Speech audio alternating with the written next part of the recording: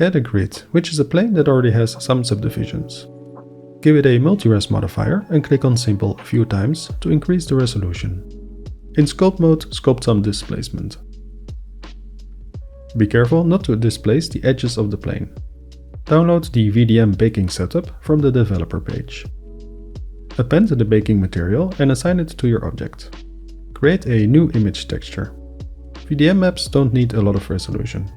Set render samples to 1 to save time. In the Cycles Bake options, choose Bake Type Emit. Click on Bake and save the resulting VDM map as an OpenEXR file. Now you can use it as shown previously in the video about VDM brushes.